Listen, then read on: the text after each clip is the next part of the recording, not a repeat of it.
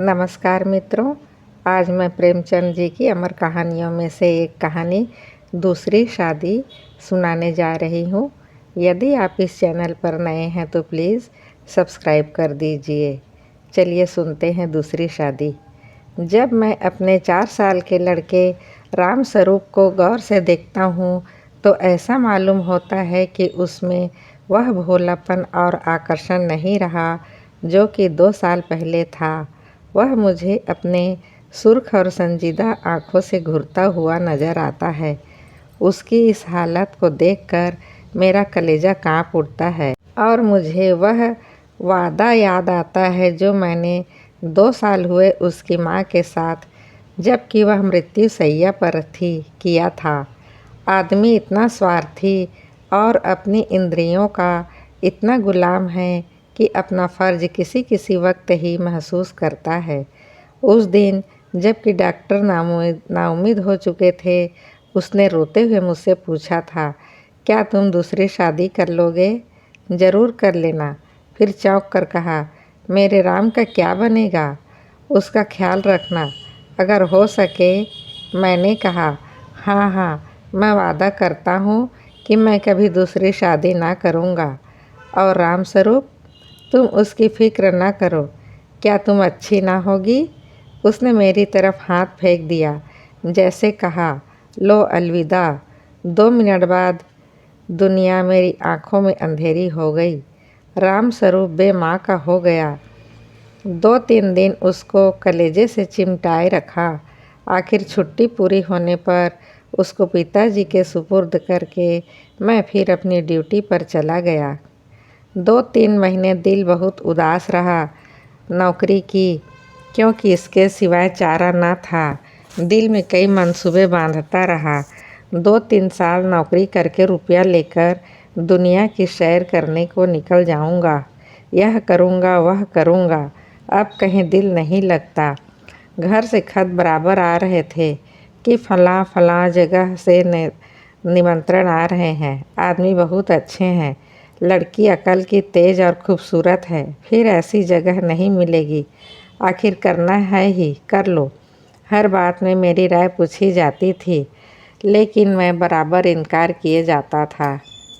मैं हैरान था कि इंसान किस तरह दूसरी शादी पर आमादा हो सकता है, जबकि उसकी सुंदर और पतिप्राणा स्त्री को, जो कि उसके लिए स्वर्ग की एक भेंट थी, भगवान ने एक बार छीन लिया।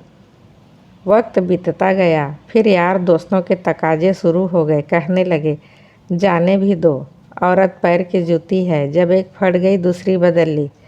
स्त्री का कितना भयानक अपमान है, यह कहकर मैं उनका मुंह बंद कर दिया करता था। जब हमारी सोसाइटी, जिसका इतना बड़ा नाम है, हिंदू विधवा को दोबारा शादी कर लेने की इजाज़त नहीं देती, तो मुझको शोभा नहीं देता कि मैं दोबारा एक कुंवारी से शादी कर लूं।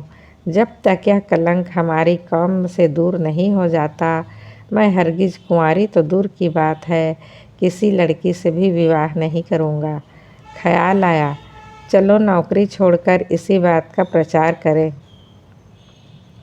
लेकिन मंच पर अपने दिल की ख्यालात ज़बान पर कैसे लाऊंगा?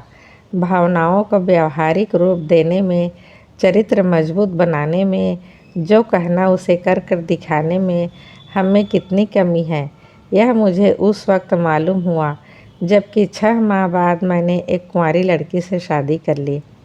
घर के लोग खुश हो रहे थे। चलो किसी तरह माना। उधर उस दिन मेरी बिरादरी के 2-3 पढ़े लिखे रिश्तेदारों ने डांट बताई। तुम जो कहा करते थे मैं बेवा से ही शादी करूँगा, लंबा चौड़ा व्याख्यान दिया करते थे, अब वह तमाम बातें किधर गई? तुमने तो एक उदाहरण भी ना रखा जिस पर हम चल सकते। मुझ पर जैसे घड़ों पानी फिर गया। आंखें खुल गई। जवानी के जोश में मैं क्या कर गुजरा। पुरानी भावनाएं फिर उभर आई। आज भी मैं उन्हीं विचारों में डूबा हुआ हूँ।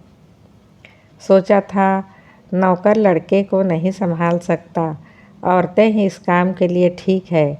ब्याह कर लेने पर जब औरत घर में आएगी तो राम स्वरूप को अपने पास बाहर रख सकूँगा और उसका खासा ख्याल रखूँगा। लेकिन वह सब कुछ गलत अक्षर की तरह मिट गया। राम स्वरूप को आज फिर वापस गांव पिताजी के पास भेजने पर मजबूर हूँ। क्यों? यह किसी से छिपा नहीं। औरत का अपने सौतेले बेटे से प्यार करना एक असंभव बात है। ब्याह के मौके पर सुना था, लड़की बड़ी नेक है, स्वजनों का ख्याल ख्यास रखेगी और अपने बेटे की तरह समझेगी। लेकिन सब झूठ। औरत चाहे कितनी नेक दिल हो, वह कभी अपने सौतेले बच्चे से प्यार नहीं कर सकती। और यह हार्दिक दुख वह वादा तोड़ने की सज़ा है जो कि मैंने एक नेक बीवी के उसके आखिरी वक्त में किया था। चंदर, सितंबर 1931। अलविदा मित्रों, अगली कहानी में फिर मिलते हैं।